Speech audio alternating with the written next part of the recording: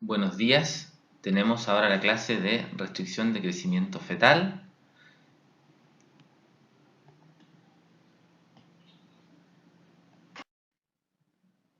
Cuando nosotros seguimos al feto antes de nacer, tenemos por ejemplo este ejemplo de un feto que estaba en 1050 gramos en percentil 2, continúa creciendo 1450 gramos en percentil 2 y llega al término con 2 kilos 650 gramos en percentil 2. Lo que finalmente es un peso bastante adecuado y que por supuesto nos preocupa, uno, que no hayamos tenido un nacimiento anticipado, además de ese percentil 2 que sea prematuro es un problema, pero lo importante en este feto es que fue creciendo siempre en percentil 2. Y en cambio tenemos otro ejemplo, este feto de 2400 gramos de percentil 75, pareciera que está todo bien, pero se fue quedando y dejó de crecer, quedando en percentil 25, y posteriormente va cayendo en percentil 5. Si ustedes se fijan, este feto siempre estuvo en un peso mayor desde el principio, pero su crecimiento se fue alterando y por lo tanto este feto se considera de mucho mayor riesgo que el primer caso. Por lo tanto, el problema del crecimiento fetal no es solamente el hallazgo de un feto bajo percentil 10 en algún momento del embarazo, sino el crecimiento longitudinal, el seguimiento longitudinal. Y nos preguntamos entonces si es seguro realizar esta vigilancia o si fue demasiado tarde la interrupción. Válida ambas preguntas para cualquier feto. La definición de RCU. Originalmente se consideró todos los niños bajo 2500 gramos eran definidos como prematuros.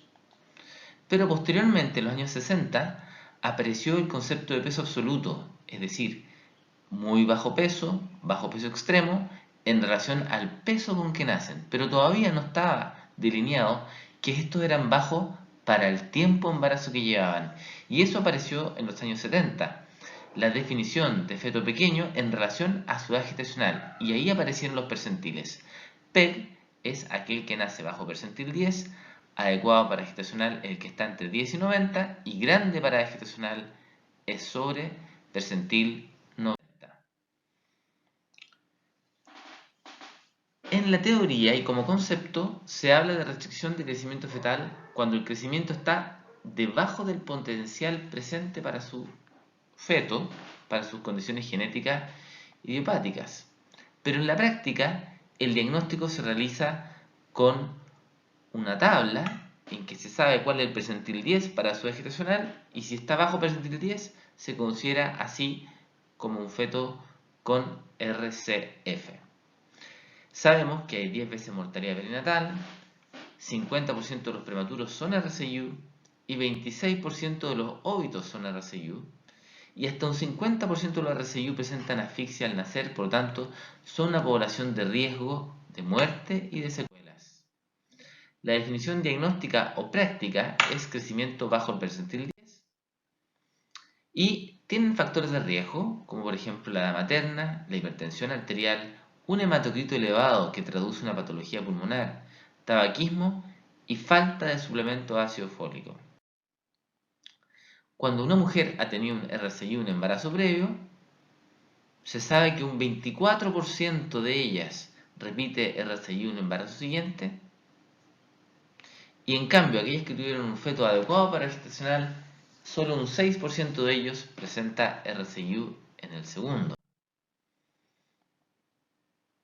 Las causas de RCU se pueden dividir en tres: maternas, fetales y placentarias.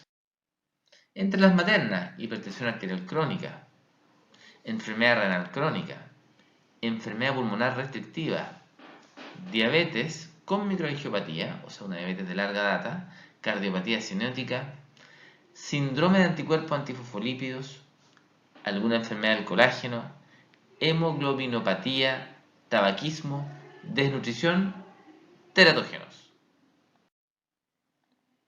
Bien, sabemos que la alteración de la microcirculación placentaria causando hipoxemia o reducción de la perfusión fetal 25% de los RCU de causa no precisada se relacionan a mosaicismo placentario y no se asocia RCU a consumo de cafeína en no fumadores y en fumador pasivo.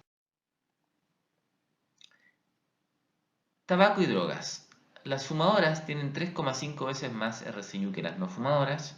Si deja el hábito antes de la semana 16, tiene un peso similar a las no fumadoras. Y si deja el hábito al 7º mes, mayor peso que las que nunca lo dejaron. Las drogas ilícitas son difíciles de precisar por factores mezclados, al tabaquismo por ejemplo. Heroína 50% RCU, metadona 35% y cocaína 30%. Nutricionales. El trabajo de Anatov durante la Segunda Guerra Mundial en mujeres danesas mostró cómo los pesos bajaron durante la hambruna en Copenhague. La reducción calórica debe ser tan severa como menos de 1500 kilocalorías al día antes de afectar el peso recién nacido. También se asocia a parto prematuro. También el bajo peso materno inicial e incremento inadecuado están asociados a RCU. Entre las causas placentarias, coriangioma placentario, placenta previa y mosaicismo placentario son causas posibles de RCU o RCF, que son lo mismo. Y entre los teratógenos, anticonvulsivantes y antagonistas del ácido fólico vale la pena recordar porque son sustancias que pueden producir RCF. Las consecuencias de ser RCU ya las comentamos algo en las diapositivas previas. Hay mucho